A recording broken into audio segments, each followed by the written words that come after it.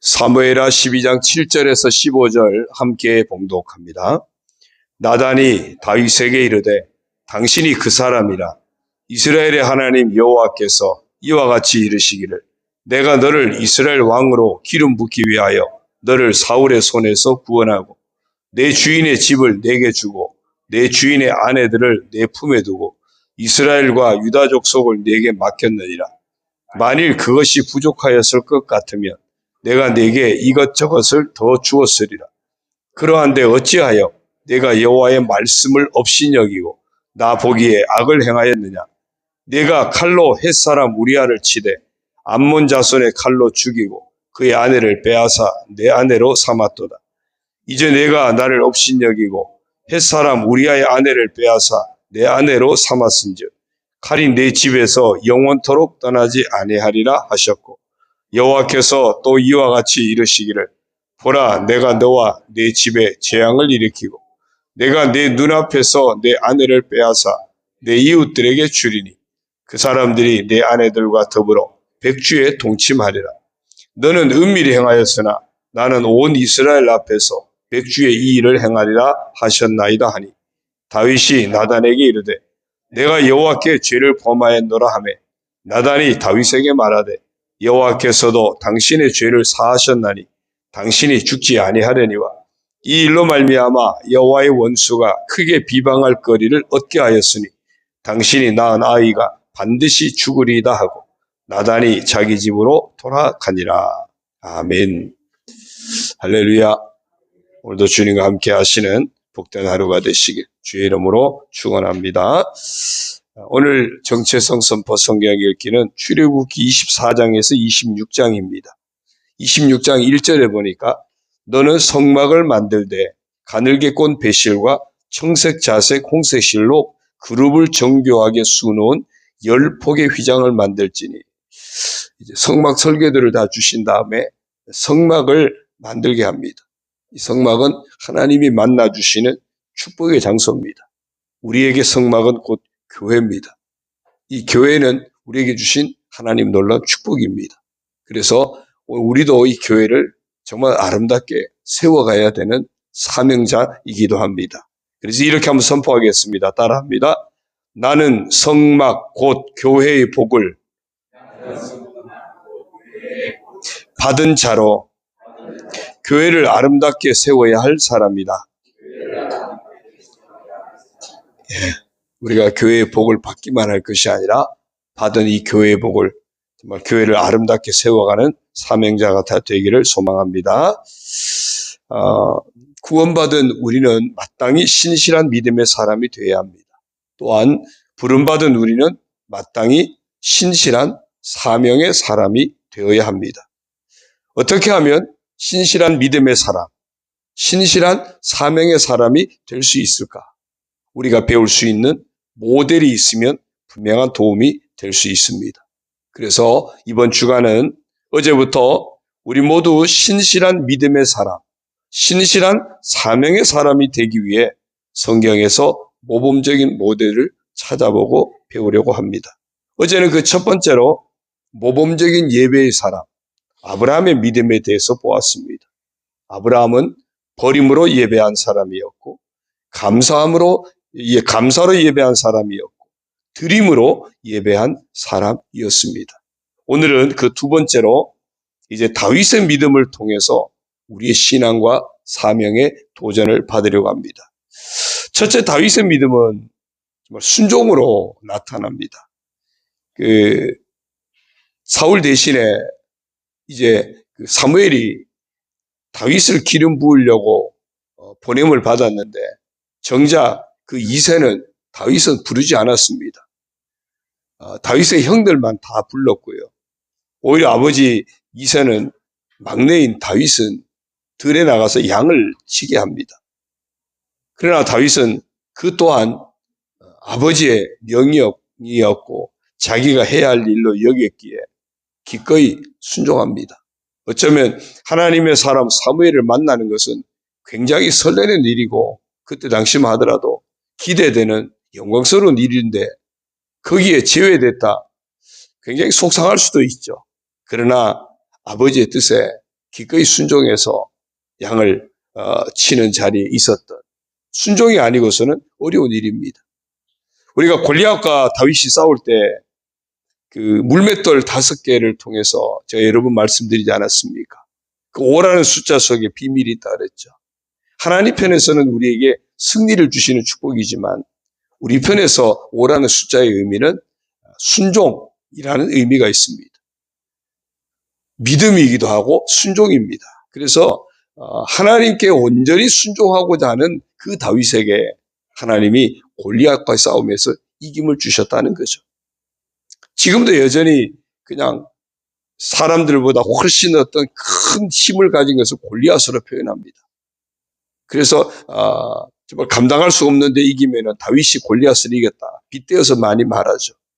오늘 이 시대를 살아가는 우리들도 여전히 하나님 앞에 순종할 때 우리가 비록 작은 자 다윗 같다 할지라도, 아무리 강하고 큰 힘을 가진 골리앗이라 할지라도 하나님께서 반드시 우리가 순종할 때 이김의 복을 주실 줄로 믿습니다. 그 다음에 다윗의 믿음은 굉장히 겸손한 믿음도 보여줍니다. 그 사울과의 관계에서 대표적으로 보면 사울은 뭐 그렇게 다윗을 죽이려고 하지만 다윗은 오히려 하나님의 뜻을 구하면서 늘 왕 사울이 하나님이 기름 부은 사람이다. 그래서 나는 그를 내가 인정할 수밖에 없다. 하나님의 섭리를 인정하고 하나님의 섭리에 순종하는 그것이 겸손입니다. 우리가 하나님의 뜻을 거역하고 하나님의 뜻을 거스르고 그래서 하나무인이 되는 것이 교만이고요. 이 다윗은 철저하게 하나님의 뜻 앞에 자신을 늘 낮추는 그런 겸손한 사람이었고요. 또 이제 그 나라가 평안해지면서 왕궁을 짓고 백향목 궁에 살면서 뭔가 늘 죄송한 마음이 있는 겁니다. 왜? 자기는 좋은 집에 거하게 되었는데 하나님의 임재의 상징인 법궤는 그냥 천막 안에다 모셔두니까 이게 늘 마음에 걸리는 겁니다. 하나님께 대한 죄송한 마음을 품었어요. 그래서 다윗이 성전을 건축하고 싶었습니다.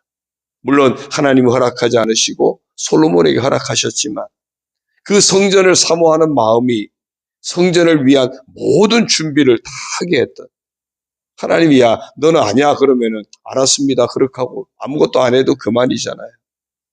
그러나 정말 성전을 사모하는 마음이 얼마나 컸던지 그럼 제가 모든 준비라도 하겠습니다.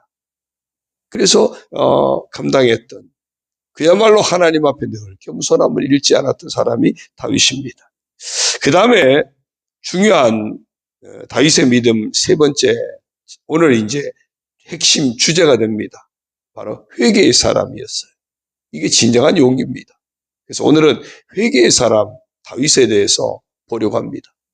우리가 하나님 앞에 늘 예배자로 서면서 해야 할 일 중에 중요한 한 가지가 바로 회개입니다. 하나님 앞에 예배하러 나오지만 우리 삶을 돌아볼 때 늘 죄 가운데 물들었던, 죄 가운데 찌들었던 우리의 모습을 보면서 하나님 앞에 예배자가 되기 위해서 늘 먼저 해야 될 것이 바로 회개입니다. 예수님이 처음 공생에 시작하면서 선포한 게 뭡니까? 회개하라, 천국이 가까이 왔다. 하나님을 만나는 천국, 하나님 앞에 만나 예배하는 천국의 복을 누리기 위해서는 전제가 바로 회개라는 겁니다. 신앙생활 우리가 승리하기 위해서, 끝까지 흔들림 없이 사명자로 살아가기 위해서 우리가 해야 할 중요한 전제가 바로 날마다 회개할 줄 아는 사람이 되는 겁니다. 다윗은 그런 의미에서 굉장히 회개할 줄 아는 사람이었습니다. 뭐 다윗도 똑같은 사람이지 않습니까? 그러니 여러 가지 욕망에 이끌려서 수없이 넘어지죠. 수없이 실수하고 실패합니다. 그런데 이 다윗이 정말 우리에게 보여주는 모범적인 사례는 그때그때마다 하나님을 잊고 살았던 것을 회개하고 회복하는 삶을 살았다는 겁니다.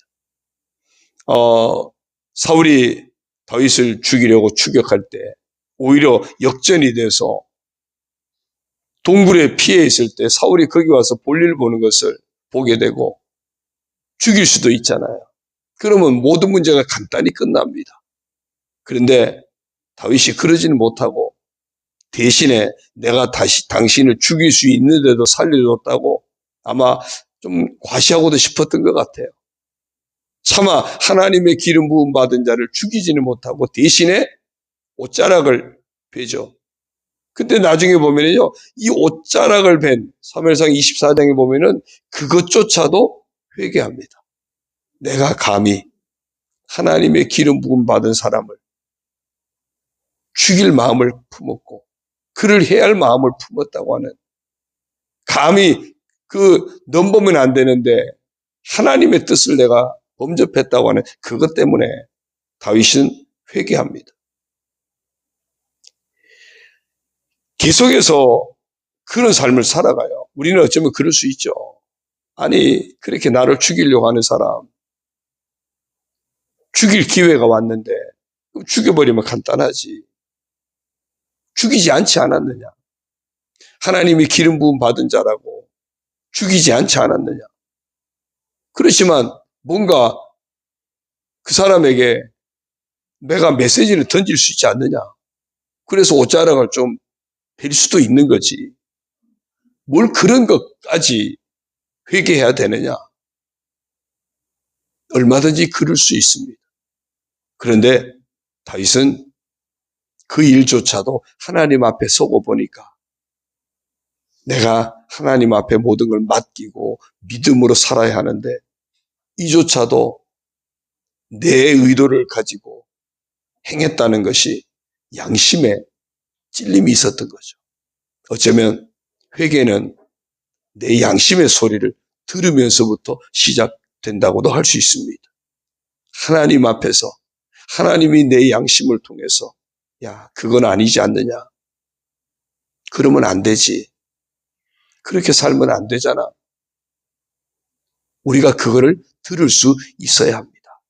그런데요, 그 양심의 소리를 우리가 외면하기 시작하다 보면 어느 순간에는 무디어지게 됩니다. 그야말로 양심이 화인 맞는 상태가 될 수 있습니다.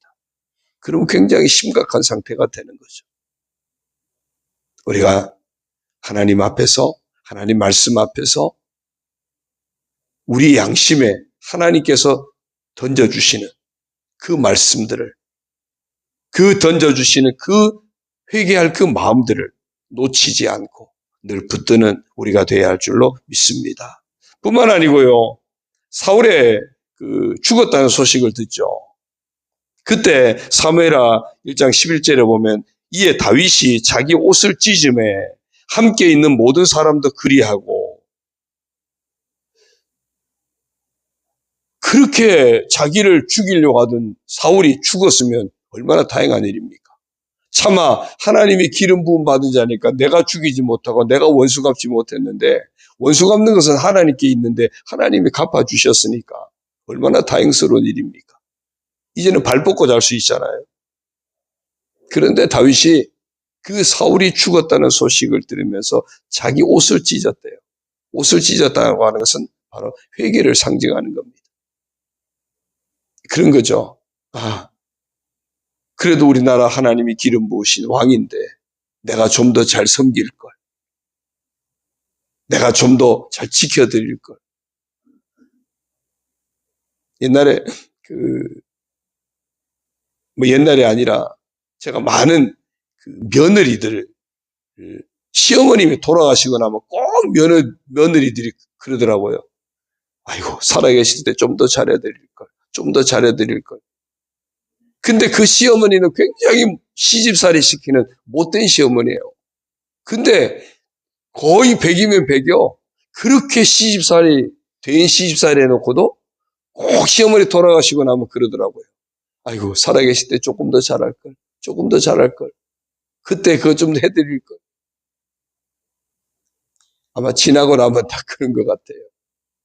이 다윗도 사울의 죽음의 소식을 듣고 쾌재를 부른 것이 아니라 오히려 옷을 찢고 아쉬워하면서 회개하는 모습을 보여줍니다. 사무엘하 11장 12장에 보면은 오늘 본문에도 나타나듯이 바세바를 범하죠. 우리아를 죽게 하죠. 아주 심각한 죄에 빠집니다. 그 죄에 대해서 나단 선지자가 책망을 합니다. 시편 51편에 보면은 정말 철저하게 회개하는 그 내용이 나타나거든요. 나단은 신하입니다. 다윗은 이제는 절대 왕권을 가진 왕입니다. 이스라엘 나라에는 자기 위에 아무도 없습니다. 다 자기 아래 있습니다. 나단도 마찬가지입니다. 근데 감히 나단이 와서 다윗 왕을 책망해요? 신하가 왕을 책망해요? 이건 말이 안 되는 이야기입니다. 그런데 다윗은 나단의 책망을 듣고 그 나단의 책망이 자기보다 더 높으신 하나님의 책망으로 받아들입니다. 그래서 철저하게 회개합니다. 우리가 양심의 소리뿐만 아니라 말씀을 통해서 때는 우리 삶 가운데 우리를 돌아보게 하고 우리의 죄를 깨닫게 할 때마다 하나님의 소리인 줄 알고 우리에게 하나님이 촉구하시는 음성인 줄 알고 정말 회개하는 기회를 놓치지 말아야 할 줄로 믿습니다. 뿐만 아니라 다윗은요, 거의 이제 인생이 마지막 때 갈 때, 내가 이 나라를 얼마나 부강하게, 얼마나 잘 살게 만들었는지 확인하고 싶었어요. 그래서 인구조사를 시킵니다. 근데 하나님은 하지 말래요. 선지자를 통해서. 아니, 다 하나님 해주신 건데, 근데 뭘 이런 거 합니까? 하나님이 해주시면 이보다 더하게도 해주실 수 있을 텐데 뭘 그게 그렇게 꼭 확인하고 싶습니까? 근데 다윗은 확인하고 싶었어요. 왜? 내가 이만큼 이루었다는 것을 한번 드러내고 싶었던 거죠. 우리들 속에 다 있는 마음입니다.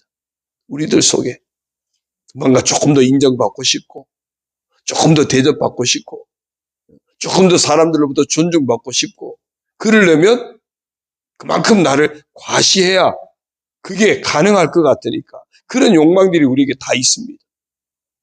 다윗도 똑같은 욕망에 빠졌던 겁니다.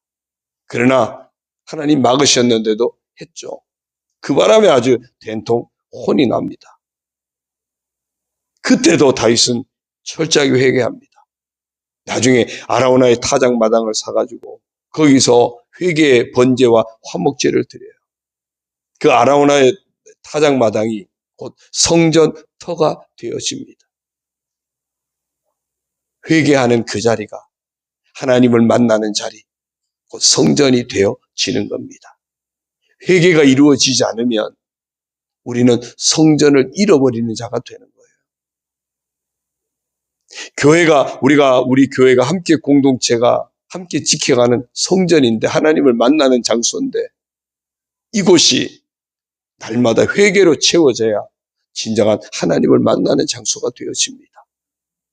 회개가 아니라 모두가 다 자기를 과시하려고 하고 자기 잘났다고 하고 다 자기 머리만 드밀려고 한다면 그러면 사람의 장소는 될 수 있지만 하나님을 만나는 장소로 하나님을 만나는 성전의 의미는 사라지게 되는 겁니다. 회개의 장소, 아라우나 타작마당이 성전이 되었다고 하는 것이 우리가 얼마나 중요한 의미를 던져주는지 모릅니다.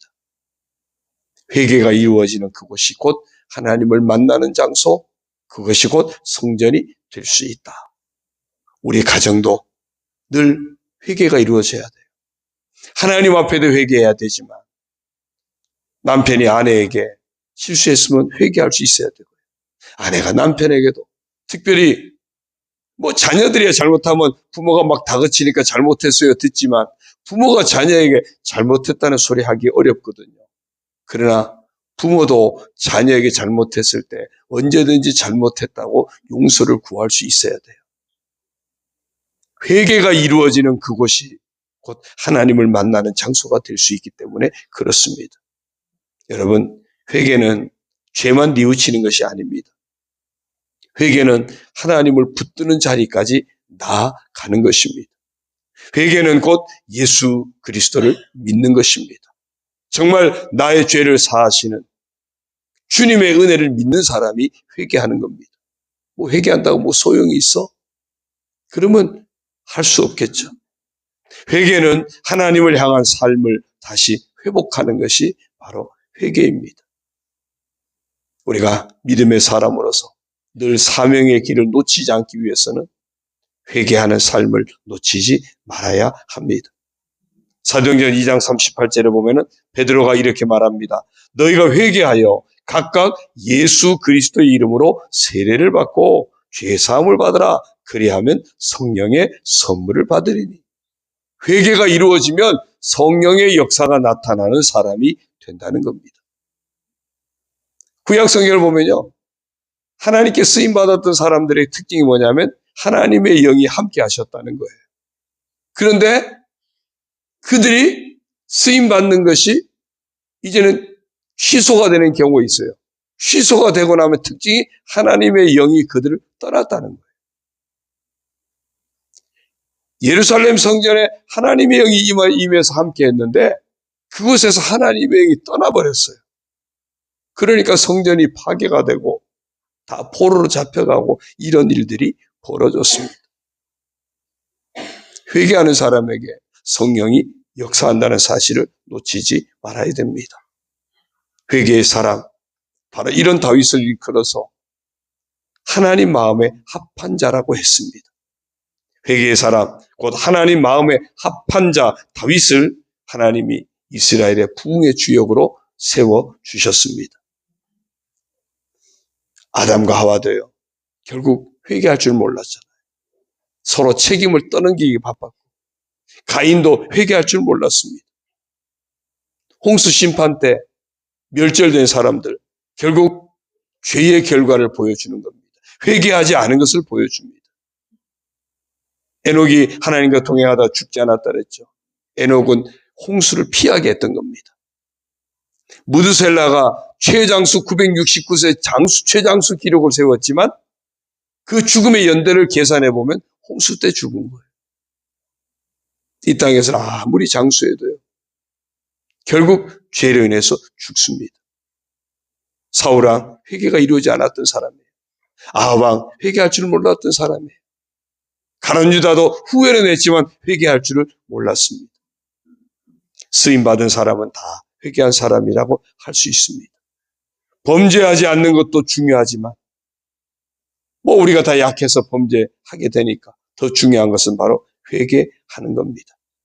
따라서 오늘 우리가 신실한 믿음의 사람이 되는 것, 신실한 사명의 사람이 된다는 것은 날마다 회개의 삶을 사는 것입니다. 어떤 교회 한 성도가 목사님께 아주 그냥 좀 비웃듯이 그렇게 말합니다. 목사님, 교회에서는 맨날 죄의 짐이 무거운 것이라고 이야기하는데, 그리고 목사님은 죄짐을 벗어버려야 한다고 하는데, 저는 도대체 아무 짐도 못 느끼겠습니다. 도대체 죄의 짐이라는 게 무게가 얼마나 나갑니까? 한 50파운드는 됩니까? 아니면 100파운드는 됩니까? 그때 목사님이 그렇게 말을 해요. 만약에 여기에 죽은 사람이 한 사람이 누워있다고 칩시다. 그 죽은 사람 위에다가 무거운 짐을 올려놓을 때 어느 정도 무거운 짐을 올려놓으면 그 죽은 사람이 무게를 느끼겠습니까? 여러분 뭐라고 대답하시겠습니까? 그 사람이 아니 죽은 사람이 무슨 무게를 느낍니까? 아무리 무거운 거 올려놓는다 할지라도 죽은 사람이 무슨 무게를 느끼겠습니까? 그때 목사님이 그랬어요. 그렇습니다. 당신은 죄 가운데 지금 죽어있는 상태이기 때문에, 당신의 영이 죽어있는 상태이기 때문에 아무런 죄의 무게를 느끼지 못하고 있습니다. 우리가 그럴 수 있어요. 죄의 무게가, 죄가 아무리 가볍다 할지라도 그 무게를 느낄 수 있으면, 죄의 짐의 무게를 느낄 수 있으면 우리는 회개하는 자리를 놓치지 않게 됩니다. 최근에 그 한센병, 문둥병이 다시 발병했다는 그런 뉴스가 있더라고요. 그 한센병이요, 몸이 막 짓물러가고 막 썩어가고 막 떨어져 나가는데도 못 느낀다는 거예요. 그러니 굉장히 비참한 병이죠.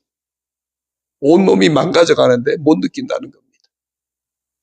내 삶이 피폐해지고 내 삶이 다 무너져 가는데 하나님 앞에서 내 실상이 보이지 않아서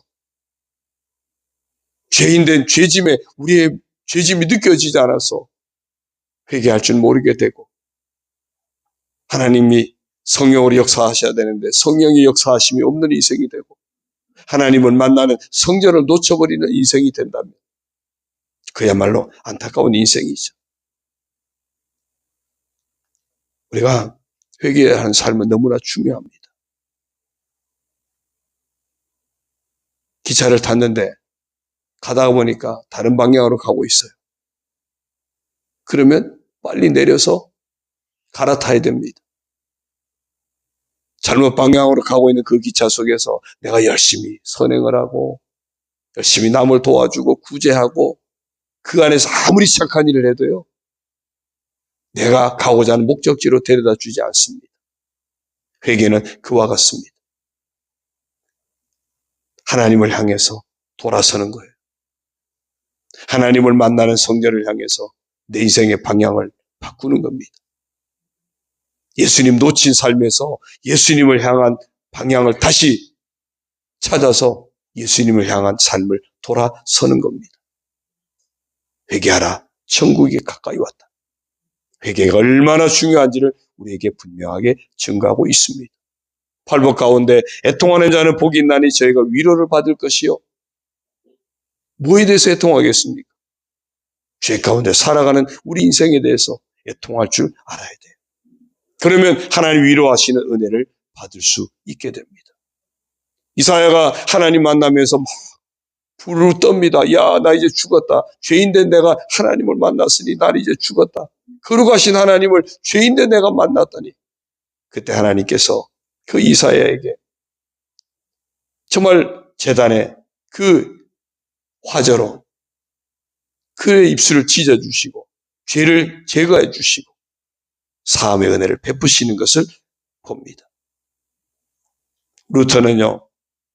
자기 죄를 깨닫고 졸도까지 했대요.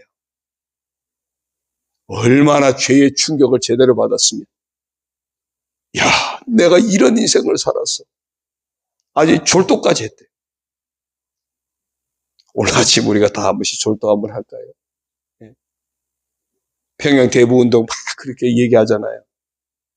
사실은 그 이전에 1903년 원산에서 감리교 하디 선교사의 그 회개를 통해서 시작된 운동입니다. 우리 교회가 더 아름답게 세워지고 우리의 신앙이 아름답게 세워지고 우리의 사명을 놓치지 않는 복된 자가 되기 위해서 오늘 회개의 사람 다윗을 본받아서 우리 모두가 날마다 회개하는 삶을 놓치지 않기를 주의 이름으로 축원합니다. 오늘의 퀴즈입니다. 다윗은 순종을 통해서 겸손을 통해서 자신의 믿음을 보여주었습니다. 또 하나 다윗의 믿음을 보여주는 결정적인 모습, 그것이 오늘 주제이기도 합니다. 그것이 무엇입니까? 제게 문자로 보내주세요.